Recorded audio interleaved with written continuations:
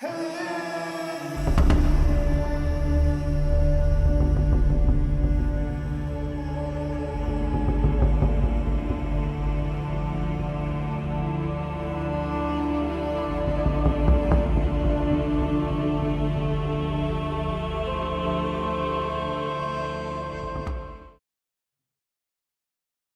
came the darkness, then came the strangers.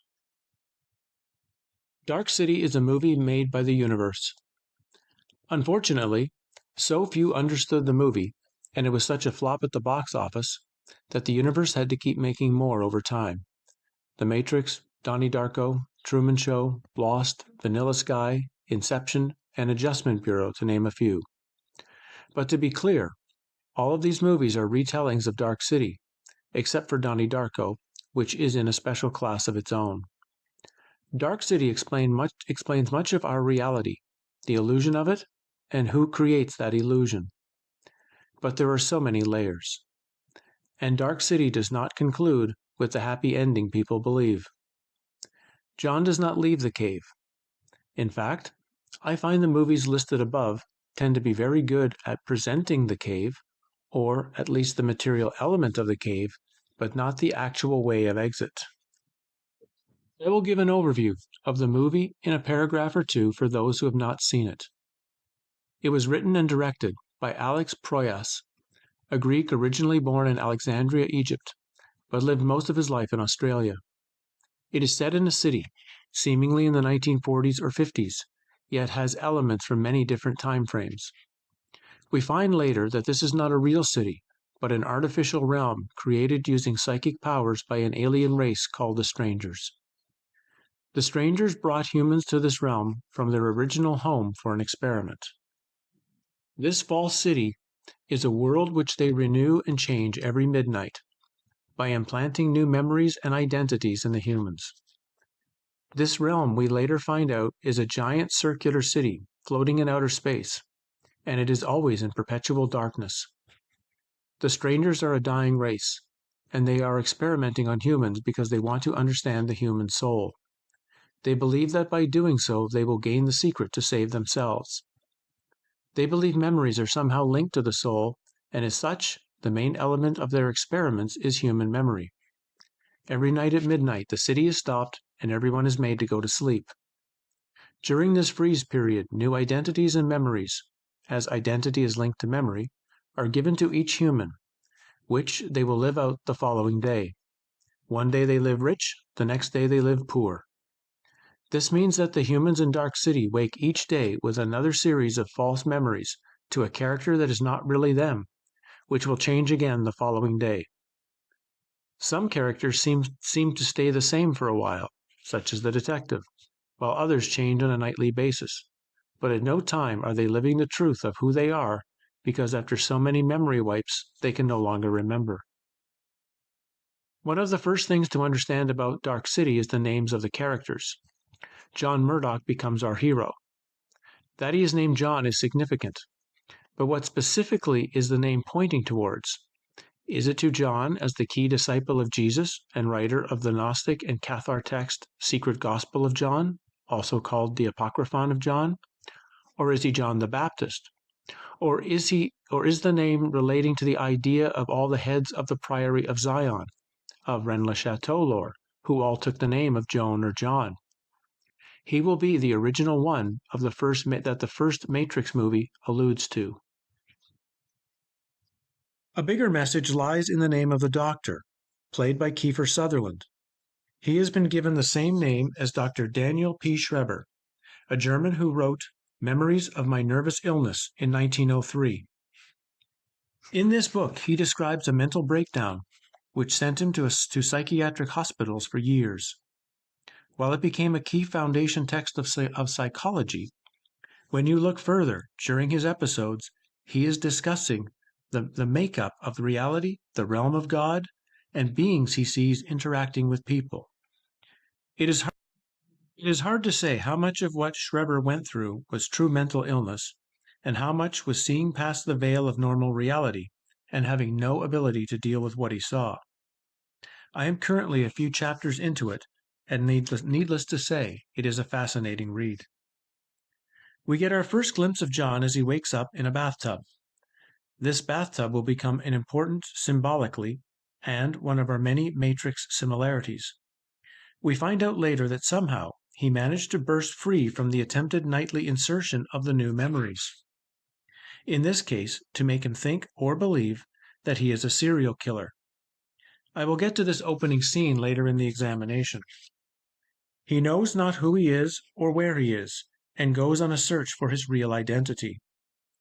Eventually, we meet the other characters, his wife Emma, Inspector Frank Bumstead, who is also questioning his reality, Detective Eddie Walensky, who went semi-crazy from bursting the bubble of reality, the dark-coated strangers who are after John, and Dr. Schreber, who is working for the strangers to perfect their experiments, so that he can stay a scientist and not have his memory wiped. Schreber later makes up a specific injection for John, which instead of wiping his memories, gives him new memories that hold complete knowledge. In the concoction that Schreber injects into John, he has placed himself into John's memories, to act as a type of trusted guide. In almost all of the implanted memories of the Doctor interacting with young John, there is sunlight present, symbolizing a reality without the strangers, and at the same time, the light of that which is beyond the dark false reality. Through Dr. Schreber's teachings, John begins harnessing his psychic power to a higher degree than the strangers. John's searching was focused on a postcard of an ocean paradise called Shell Beach, and later a diary. It is called Dark City because the city is always in night. In the movie, John will ask Bumstead, "Do you ever remember the last time you saw sunlight? When was it?" The strangers seem to detest sunlight, as they do water, which of course are the two key features necessary for life on Earth. The sun is also a symbolic reference to the original light of God, that from which we have all become separated from, and in a sense, part of John's real search is not to find a real nice Shell Beach, which he comes to find never actually existed, but the absolute light of that which is beyond the material. Dark City is not dark due to the lack of the sun, but dark due to the lack of the light of gnosis and true wisdom. Recall on the postcard for Shell Beach, a sun does appear in the upper left corner, but it is winking. Winking to suggest that on one hand the entire idea of Shell Beach and the sun is a lie. Of course, given the thesis of this book, the winking sun can indicate that the sun is the tunnel of light, the very thing we want to avoid to escape Plato's cave. There is much to dig into when looking at the group we can only deem as the controllers in the movie. We are told first came the darkness, then came the strangers. So what was this original darkness? A type of hypnotic sleep to move the first humans to the new dark city? The strangers are the ones who have taken humans from their home. The specifics of this human home are never indicated. And then they manufactured Dark City. So humans are actually strangers to the realm, although the name is given to these bald-headed, dark-cloaked beings. The forms we see of the strangers are just shells. They are the bodies of dead humans that the strangers have appropriated. When one of them dies, we see a bug-like creature come out of their head. This echoes the Matrix, and the idea that what we think of as our mind is nothing but an invading parasitic entity that has taken over our thought. What is interesting to me is that although there are thousands of strangers, not one of them has a female form. Why is that? Why did the director not even have one female stranger? This is not an oversight, but a choice. The message behind that choice has not yet been revealed. The stranger's main control of reality is through psychic mind manipulation, a sort of hive mentality. At midnight, they are able to reshape reality to a new vision through collective use of these powers. Reality is therefore reset every midnight. We have recently come to learn that our own world has been reset several times in the past as well. In our realm, no explanation has been given to explain when and how these previous resets happened. Perhaps these resets might be generated by some sort of psychic force, released into our realm as this movie indicates. The ability to shape reality is known as tuning, and is a very Castaneda-like word, as he speaks of the movement of the assemblage point as a tuning into a new frequency, which By doing so, we'll create an entirely new world or reality. How John Murdoch gained the same skill as the strangers is never explained, only that when he resisted the needle to the pineal gland, and you will notice many pine cones throughout the movie symbolic of the pineal, John has the same tuning ability as the strangers, and this seems to scare them immensely. We get a glimpse of what is really going on every midnight, when time, space, and memories are reset and reshaped. It comes from a short scene of the movie theater just as the clock strikes 12. There are 2 movies listed on the main sign. To the left of the title claims, "Now showing, The Evil, Late Show Nightly." This small marquee is describing what is happening every night, and that it is evil. The entire manipulation of time, space, and memories is evil. At midnight on the stairs under this marquee, a number of humans have dropped into sleep mode, again revealing who the evil is being perpetrated on. However, on the marquee to the right is another title, Coming Attractions, B.O.K. of Dreams. It alludes to the future, but one O in the title is likely missing. So the upcoming movie might be Book of Dreams, or it can also be read as B.O.K. of Dreams. That can be a sign of hope or a sign of further entrapment to a false reality, depending on how you view it. What is interesting is that unlike the sleeping humans on the stairs below the left marquee, no one is asleep under the B.O.K. of Dreams marquee, as if the dreams talked about were having nothing to do with sleep. Are dreams just previous memories of previous lives from previous memory wipes being reminded back to us?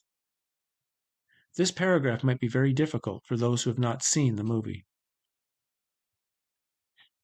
Book of Dreams is also a famous album from Steve Miller Band in 1977, which has had some very unique songs on it, such as Jungle Love and Jet Airliner, which are mystical lyrics and that were entwined with the television show Lost. As we go along, we must see that seeking of whether John is or is not the murderer is in fact a moot point. This is because who he thinks he is, or what he has done, is only a product of the nightly injection by the strangers. Much like a robot of Westworld who kills another robot, it cannot be called a murderer, for it is simply following the programming given them by Ford and Bernard. Similarly, who or what Murdoch's outer identity is means very little. Who or what is beyond all of the identity injections is all that really matters. The confusion of memory tends to be the main clue for humans to dig into the truth of themselves. It is the memories John has of Shell Beach, which he begins to question may or may not be real, and that sends him on a quest of knowing. This reminds me of Maeve in the TV series Westworld, where she finds her own drawings of the spacesuit-like men who take her away after each of her deaths, only to be repaired and then put back on the work line. She is leaving constant notes to herself in each of these lives, a new drawing, hoping in one of her resets she will remember it all. Part of this series is the story of Maeve, who has taken these clues from her past to dig through her own so-called memories to find out what is true. John is doing the same with Shell Beach, and in fact, he may have at one time focused on the diary, which he later finds to be empty, as a way of jarring himself into understanding. Yet the other characters who are most questioning their reality, Detectives Bumstead and Walensky, are also focused on memories as well. Bumstead shows Emma the accordion he got from his dying mother, supposedly his greatest gift, but he cannot remember when he actually received it before she died. He asks Emma and himself, "How could I forget a thing like that?" This is a line I uttered myself during the work of my recapitulation process, as long buried and forgotten memories appeared, and I asked myself very deeply, how could I forget something so important? This made me question what memory is, and if some force might be choosing what we remember and what we forget. After delving deep into such things as the TV series Westworld and the movie The Truman Show, we have to ask if any of our memories are real or falsely implanted, backstories to give us an explanation of where our character is today. If we are in a simulation, and it began sometime during our supposed life, then every memory prior to the start moment of the simulation is nothing but backstory, and as such has no relevance. No matter how traumatic, beautiful, or seemingly life-changing, it is not a real memory of a real experience. Just because John has memories of Shell Beach, it does not mean he was actually there or that it even exists. Dark City is pointing to this question. Why do we trust our memories as true, even though generally we have almost nothing to verify them? The past is taken on face value as having actually happened to us because we have the memory. John waking up in the tub is very important. The Matrix will try to symbolize this place as the body is placed in a sort of cold storage, while virtual reality is pumped into the brain of the sleeper. Murdoch is in the bath and about to be injected with the new memory of being a murderer. The camera is hung from the ceiling, and the light is swaying side to side, casting a bit of light into the room where it swings. I think this is also an allusion to the sun of our world being a type of artificial light that has a similar back and forth movement that creates summer and winter. Our Earth is a dark city. We are tricked to thinking space is black and we live in light, but actually space is light and this place is dark, illuminated by a false sun. As such, the idea of space and Earth as we have known is being destroyed in this opening scene. His bathtub is purple in color, purple being the crown chakra, and he is in the tub and already had some type of awakening, even though it will take him a while to remember it. John first looks closely into the mirror to try to figure out who he is, and notices the crack in the upper part of the mirror, symbolizing the crack inside of him, the crack of coming to understand this world. The dead prostitute with the spirals on her body is the metaphor of the labyrinth for the journey of going inward to the seat of the true self, which is no self.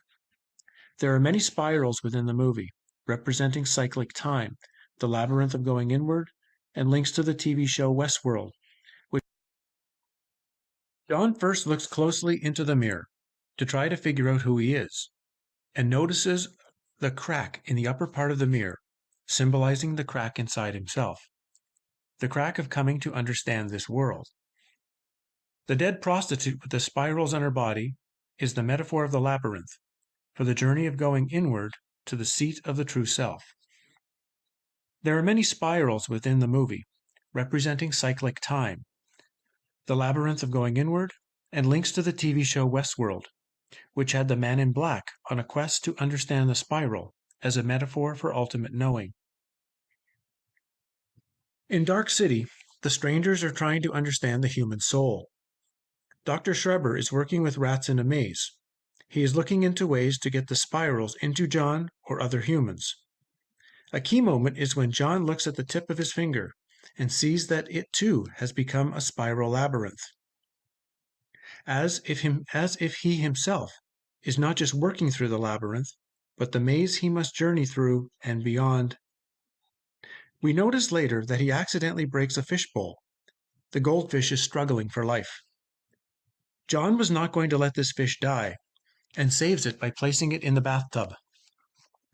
This has generally been claimed as showing that he is not a murderer, but this is much more of a symbol. First, the fishbowl represents the bubble of reality, or the dome of the world. John has cracked reality. He, of course, is the fish, or the fish might represent the child self, which he looks after by putting in the water. We never find out what happens to the fish. Did one of the investigating police officers keep the fish?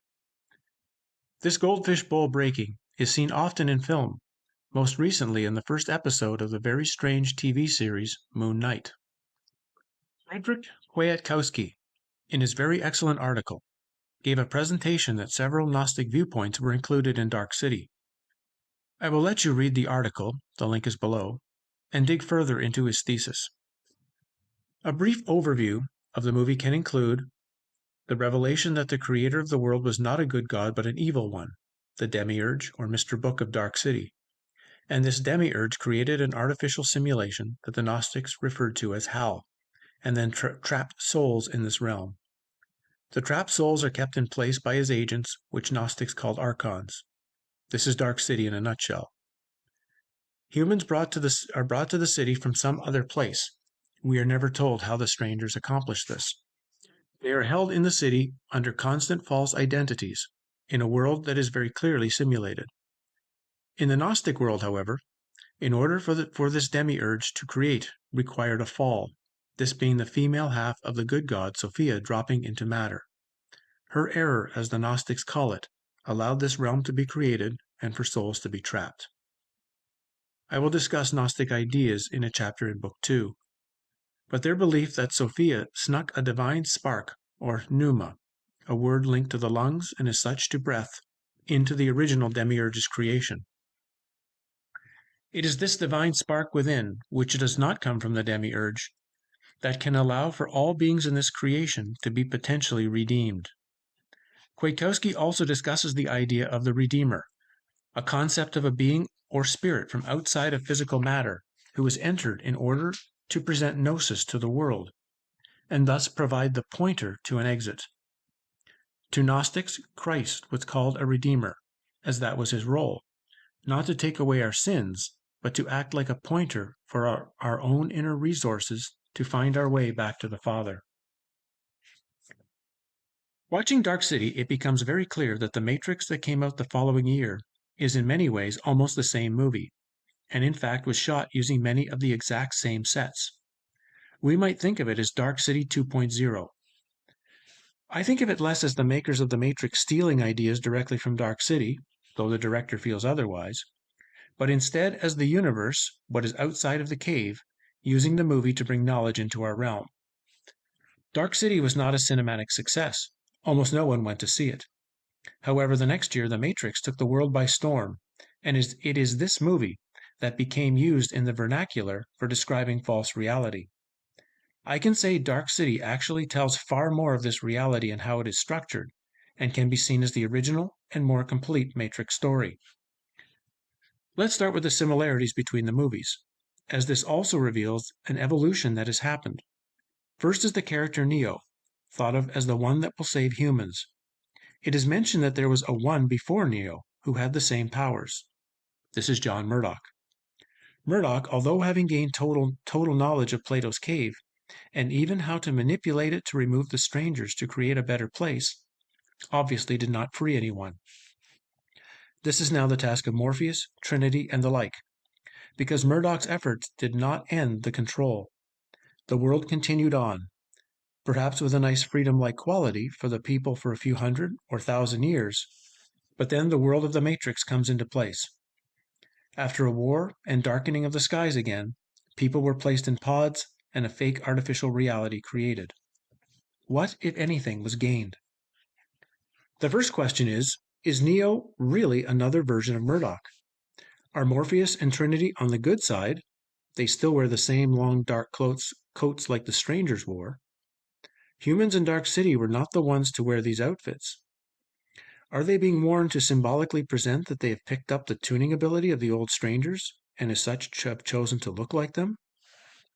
The Smith agent characters are all wearing dark suits and sunglasses. Have the strangers been updated to Mr. Smith or something else entirely? There are so many questions once you understand that one movie is the evolution of the other many years in the future. What is really going on with these movies?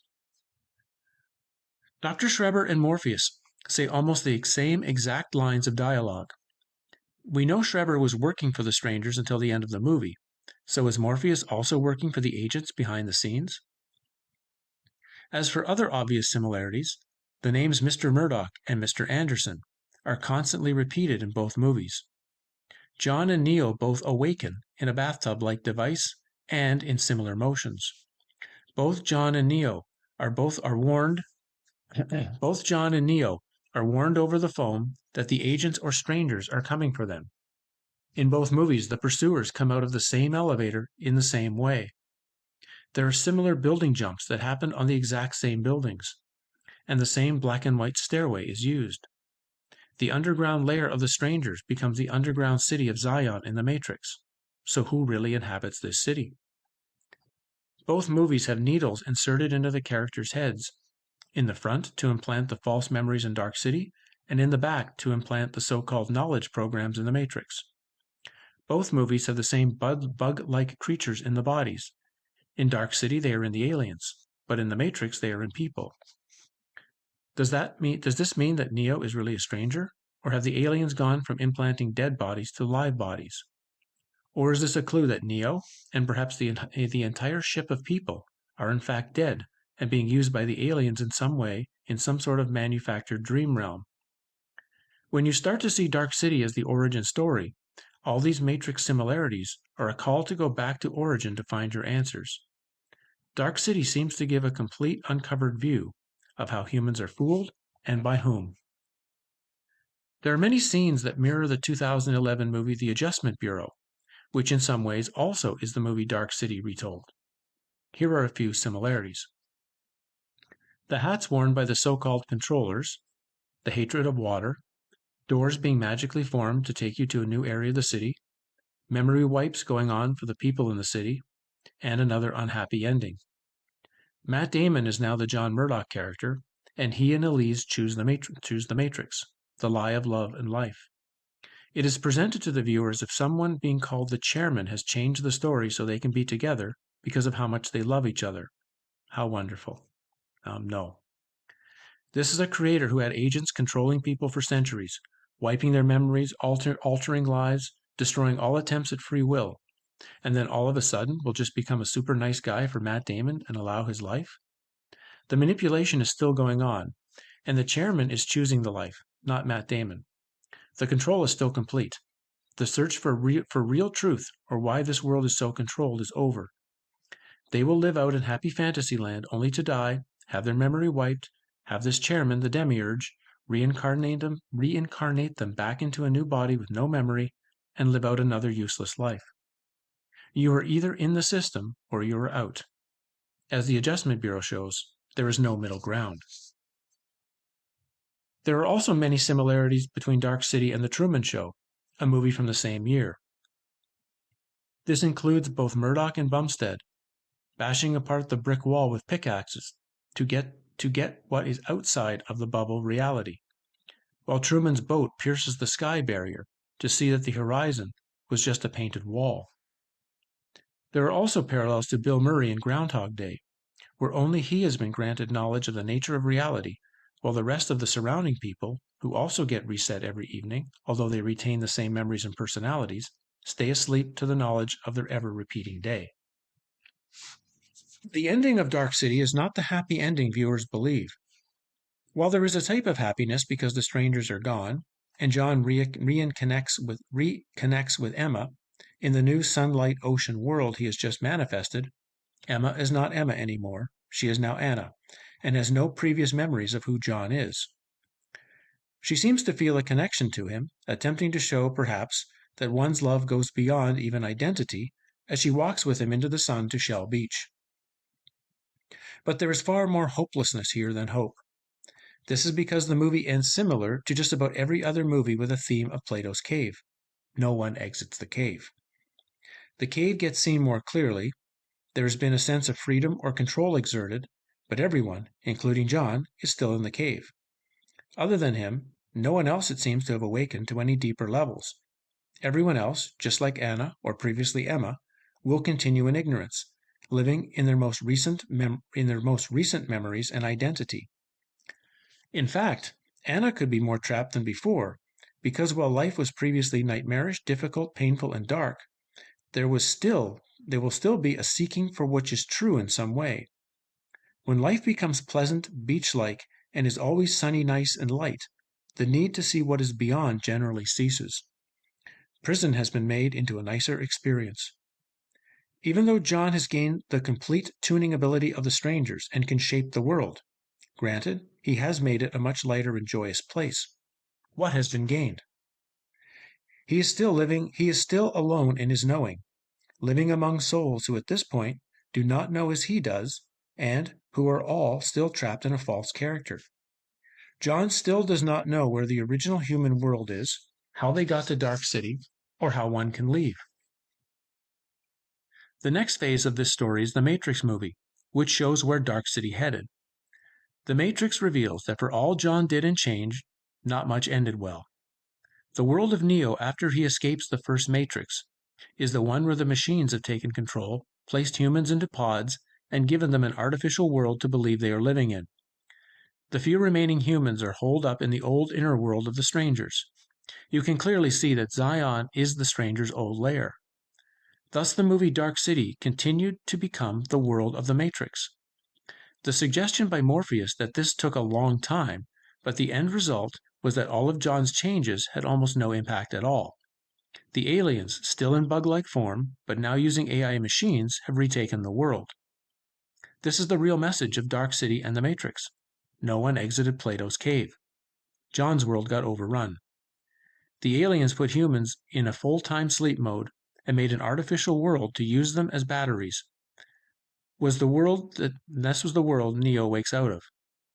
John was the original one, and he had almost no impact. If you carefully understand the ending of Matrix 3, Neo has had no impact at all either. He has been manipulated constantly, and the world of control is back in place.